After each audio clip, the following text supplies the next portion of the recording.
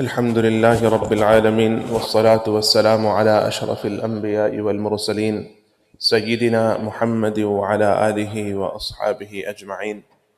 سبحانك لا علم لنا إلا ما علمتنا إنك أنت العليم الحكيم. سبحانك لا فهم لنا إلا ما فهمتنا إنك أنت الجواد الكريم. Most honorable, respected brothers and elders, and our sisters and mothers who are listening over the receiver, Allah subhanahu wa ta'ala has graced us with one of the most valuable things He ever graced any of His makhluk, any of His creation with, and that is Iman. Why Iman is so valuable? Iman is so valuable because Iman is the only thing that can benefit us both in this dunya and the akhirah. Anything besides Iman can be considered to be beneficial, but it would not be for both the worlds. So if a person, he is very generous with Iman, then that generosity will benefit him in this dunya and it will benefit him in the akhirah. But if a person is generous without Iman, then it will only benefit him in this dunya, in this world. It will not benefit him in the hereafter. Similarly, if we looked at the act of kindness, compassion, if a person is kind and compassionate with Iman, then that kindness and compassion will bring him benefit in this world and the hereafter. If a person is compassionate and kind without Iman, it will only bring him benefit in this world. Once Aisha radiallahu anha is asking Rasulullah sallallahu alayhi wasallam a question. There was a very famous Arab before Islam. He had saved about 300 girls from being buried alive by their parents, fathers. 300. And that's a very large number. 300 girls who were going to be buried alive by their fathers, he had saved them. He had raised them, and then he got all of them married. Now that's an act that most people cannot do in their entire life. So Aisha radiallahu anha is saying, Ya Rasulullah, what about him? Rasulullah sallallahu alayhi wa sallam responded, Oh Aisha, he did not have Iman. Again she is asking, Ya Rasulullah, what about him? It's hard for her to digest that this man, being so generous and so kind, one of a kind amongst the entire nation of Quraysh, how could he not be attaining salvation in the hereafter? Again Rasulullah sallallahu alayhi wa sallam responds, Oh Aisha, he did not have Iman. He did not believe in Allah. He never once in his life said, Oh Allah, forgive me. Never once. So she got her answer. So what happens to these type of people in this dunya? Allah Ta'ala gives them honor, Allah Ta'ala gives them position, Allah Ta'ala gives them status, Allah Ta'ala gives them nobility, Allah Ta'ala gives them comfort. Sometimes not only them, but in their generations, Allah Ta'ala pays back by giving them benefit in this world. But when they go to meet Allah, they will not find anything with Allah on the day of Qiyamah. So we should understand, when Allah Ta'ala put us into that environment in which we were, without understanding, given the ability to accept Iman, we were given a gift that was not given to the vast majority of the world. If we look from the time of Adam alayhi salam until today, the volume of non-Muslims were always larger than the volume of Muslims. If we look at every nation that Allah Ta'ala destroyed, we will see the people that were saved were less in quantity than the people that were destroyed. So the wealth of Iman is not to be taken lightly. It is to be honored and revered and respected. And when Allah Ta'ala gave us Iman and our deen, He gave us bounty upon bounty more than He gave to any other nation before us. Starting from Adam alayhi salam till Isa alayhi salam, every Nabi came with their own nation. But the virtue that Allah Ta'ala gave our nation was over and above all the nations of the past. Not once in the history of mankind before the Prophet Muhammad sallallahu alayhi wasallam did Allah Ta'ala ever reveal the ayah, Al-Yawma Akmaltu Lakum Deenakum, that today I have completed my deen upon you. وَأَتْمَمْتُ عَلَيْكُمْ نِعْمَتِي, and by completing my deen upon you, I have completed my bounties upon you. وَرَضِيتُ لَكُمُ الْإِسْلَامَ دِينًا, and I have become happy and pleased with Islam as your religion. This ayah had such a profound effect on the Jews that the Jews, they came to the Muslims when this ayah was revealed and they said, if this ayah was to be revealed upon us as the Jewish nation, we would have made that day the day of Eid. And this was revealed on Friday, and Friday is a day of Eid for us. Friday is a day of Eid. Friday is a day of Eid for us, but unfortunately it is not a day of Eid for many of our children. Many of our children who are going through the schools, we don't understand that the hukum of salah, when Allah's Rasul sallallahu alayhi wasallam was speaking about the command of salah, the hadith goes like this: Muru awladakum bis salati wa hum abna'u sab'a sinin, that command your children to start performing salah at the age of 7. Muru awladakum bis salati wa hum abna'u sab'a sinin. When your children, boys and girls, when they reach the age of 7, you have to start commanding them to pray the salah, the 5 times salah. وَضُرِبُوهُمْ عَلَيْهَا وَهُمْ أَبْنَاءُ عَشَرَ سِنِينَ. If by the age of 10 they have not become consistent in salah, then you have to become harsh. You cannot just say, okay, please pray. You have to say, you better pray. Don't you know it's a time for Fajr? It's time for Dhuhr, you better pray. Why? Because many girls, they become baligh at the age of 10, 11. And many boys also, they become baligh, they become mature at the age of 11, 12, 13. And from that time onwards, every single salah that they will miss, Allah Ta'ala will write a punishment on their behalf unless or until they make tawbah and istighfar and complete that salah. Now, can we imagine that our children that we have put into the lap of the public school system, Fajr they're home, and Maghrib and Isha they're home, depending on the time of the year. But usually Dhuhr and Asr in winter, and at least Dhuhr in summer, specifically Jummah throughout the year, except for summer, they are in school. Have we fulfilled our responsibility of making the arrangements for them to perform their salah? And are they responsible to make the arrangements, or are we as parents responsible to make the arrangements? These are questions we don't ask ourselves. We have to understand that Allah Ta'ala created a system of bulugh, pre-bulugh and post-bulugh. One is before a child becomes baligh, and one is after a child becomes baligh. What is the difference? Before the child becomes baligh and mature, whatever good or bad he or she does, the reward or the sin will fall on the parents. Because at that time the child does not have a say of his or her own. Whatever the parents command them, that's exactly what they will do. When the child becomes baligh, and he has and she has the intellect to understand and differentiate between right and wrong, at that time her or his own a'mal kicks in, and it is written on his or her own book of deeds.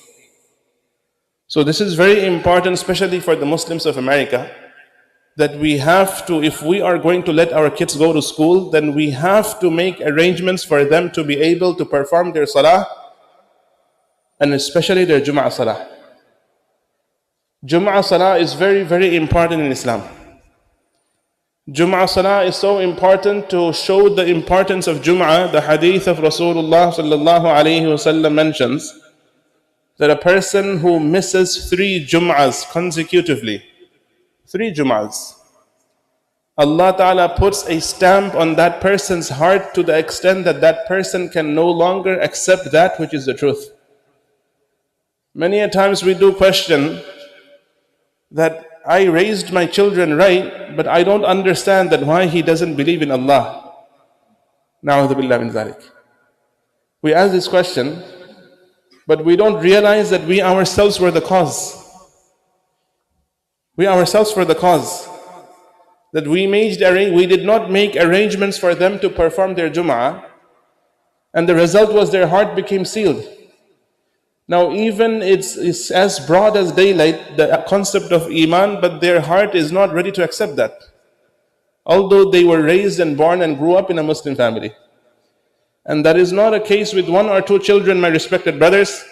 That is the case with more than 30% of the Muslim population in America today. That is the situation in case of more than 30% of the Muslim population in America today. And if we go further out of those communities where the Muslims live together or they move together, then the numbers have reached to 70 to 80%, where our own Muslim bloodlines, they have left Islam. Some have left Islam 20 years ago, some have left Islam 15 years ago. People who came into this country as a Muslim, they have left Islam. And the same condition in Europe.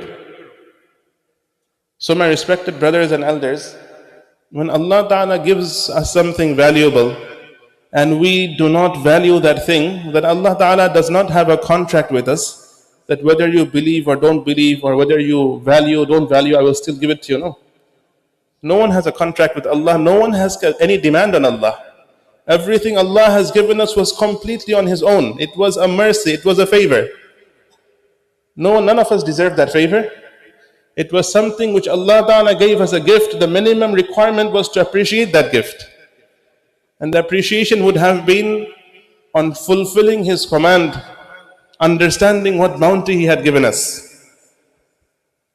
Today our topic of discussion was to talk about one of the other evils that we grow up in this society today with, which is the concept that we see every year before November and towards the end of October. We see lots of spider webs. You drive around the neighborhood, you see some houses, they have some bazookas and some Batmans and some very strange creatures standing outside the house. Some people with forks, some people with knives, lots of spider web, lots of very strange faces. And this is considered to be a celebration in the nation that we live in. If we go back to the origin of the celebration, first of all, when you look at something straight up, point blank, automatically you get a vibe whether it's a good thing or whether it's a bad thing. When you walk past on the month of October, pass by a house which is filled with cobweb, automatically you start wondering that in our house when we have cobwebs, we remove the cobwebs. It is not something to be considered to be cool. If we see a very evil picture, we will take it down and put it into the bin. It is not something we will highlight and put it in front of our houses. If we see a fire burning, we will turn the fire off because it could cause something to burn. It is not something we put in the front of the house and we feel that it is something important. Just by looking at the corruption this Halloween comes with in the physical appearance should be sufficient to let us know that this is nothing but pure evil. And absolutely it is nothing but pure evil. Why? The origin of this celebration was a nation about 2,000 years ago who used to survive on produce, on crops and vegetation, because November 1st was marked as the beginning of winter, and winter was the time when the vegetation and the crops would die. Many of the animals would die, so they would consider the winter to be the month of death. So, to save themselves from death, on the 31st of October, they would gather together with all their animals and produce, and they would light bonfires, they would wear costumes, and they would do souling, which is trick-or-treating. All in the name of pleasing the sun god, na'udhu billah. They used to believe the sun has a god which controls the lengthening and the shortening of the day. So they wanted to please the sun god, so they would light the fire for the sun god. Then they would slaughter their animals. We slaughter in Eid al-Adha for the sake of Allah. They would slaughter for the sake of the earth god, na'udhu billah, because they saw that they thought the earth was giving them the produce, and in winter it would stop giving them produce. So they would slaughter something for the earth, so the earth would give them produce the next year. Na'udhu billah min dhalik. Do you understand the shirk behind it? And then they would wear costumes because they would imagine that the dead people of the past, their souls would creep into the world and would roam around the world. So the fire was to chase away the souls, and the costumes were so that the souls don't recognize the person, because they felt we harmed him when he was alive, he might harm us when we are with his soul might come and harm us. So that was the crux of the shirk and kufr that this entire concept came up from. It was known as the Sawi, the festival of Sawi. Then when the Christians saw that this shirk was catching momentum amongst the population, to save their people from this shirk and kufr, they named November 1st the All Saints Day. Saint means a pious person, right? Saint. So the night before All Saints Day, which they put the same date, November 1st, October 31st was All Saints Night. So Holy Saint means hollow. It means hollow. And ween is evening. So it became as Halloween. But now we have in the world two parts. On the same night we have one group who dress like Satan and they dress like zombies and animals. And they represent the people of Sawi. And then you have other people who dress up with wings like angels, and they consider themselves to be the Christian version of the hollow. And my respected brothers and elders, that is exactly what Halloween is. Now, how does that affect us as Muslims? I'm going to start with one hadith. Rasulullah sallallahu alayhi wasallam said, "Man tashabbaha biqawmin fahuwa minhum," that any person who replicates another person or another nation on the day of Qiyamah, Allah Ta'ala will raise them together. On the day of Qiyamah, Allah Ta'ala will raise them together. So those of our families and our children, our cousins, or our extended families who we see are involving themselves in this Halloween, we should be those who warn them and tell them that, my brother, my sister, don't do that. You don't want to be raised on the day of Qiyamah with all this kuffar. Number one. Number two, a small story. Ibn Mas'ud radiyallahu anhu, he is invited to a walima. And in walima, our walimas in Muslims are very simple. We have the food, everyone is invited, we come, we eat, we make dua for the groom and the bride, and we go away. But the non-Muslims, they have brought in many things which unfortunately many Muslims have also started following. They have music, they have dancing, they have this, they have disco, they have whatnot. So Ibn Mas'ud radiyallahu anhu, he walks into the walima because once someone invites you, you're supposed to go. It's the haqq of a Muslim. As he goes, he can hear the music. As he goes, he can hear the music. Immediately he turns around and goes back home. They come running and say, "Shaykh, why are you going back?" Then he mentions the hadith of Rasulullah sallallahu alayhi wasallam, "Man kathura sawadu qawmin fahuwa minhum." It's a very simple sentence, but it has a very deep meaning. He says, if someone increases the number of an evil doing, then Allah Ta'ala will make him from them. That means these people are, number one, they're following the ways of the non-Muslims by introducing music into their festivals. And now when I join them, that means they have decided to join their ranks on the day of Qiyamah. If I join them and increase their number, then I will also be with them on the day of Qiyamah. And the second part of the hadith was even more something to consider. He said, وَمَنْ رَضِيَ عَمَلَ قَوْمٍ فَكَانَ شَرِيكًا لَهُمْ. وَمَنْ رَضِيَ عَمَلَ قَوْمٍ فَكَانَ شَرِيكًا لَهُمْ. If someone is pleased with the activities of a nation, if someone is pleased, happy with the activities of a nation, then Allah Ta'ala will make him part of that a'mal. Allah Ta'ala will make him part of that action. So a person himself did not commit the wrong, but he was pleased and happy with whatever the wrongdoings of the other nation was. Allah Ta'ala will make him part of that in their sin. So that is one part which is sufficient for us to abstain ourselves, our families. People might say that, oh, all their children, they're all doing trick-or-treating, so what's wrong? What's wrong is we don't want our kids to become beggars. The people who used to trick or treat originally, they used to give to save themselves from the mischief of shaitan. They would believe if you don't give, shaitan will overtake you. And when our kids are allowed to trick or treat, even though they're wearing a mask, but it destroys his morale, he becomes a beggar, he's going and begging for some candy. Now we all have more izzat and more respect than that. We don't let our kids go and beg. So we don't do that. Number two, someone might say, but it's just fun. It is fun which is so expensive, it can take us on the brink of Jahannam. So it is not fun. It is very damaging. People who are doing it, they're doing it unknowingly, but when we have the knowledge, we should make sure we ourselves save ourselves and families, and we try to influence those who listen to us. That is our responsibility. So may Allah Ta'ala give us the tawfiq to understand what has been discussed and save us and our progenies from all the filth and haram in the community. And our kids, they go to school, so we have to let the administration know that we don't want our kids to be participating in these events. If they specify 1 or 2 days for these events, take them, keep them home. It's much safer than going there and becoming affected by the shaitani forces. Jazakumullah khairan. Inshallah, we can stand up and pray our sunnah. But before we start our sunnah, if we can fill up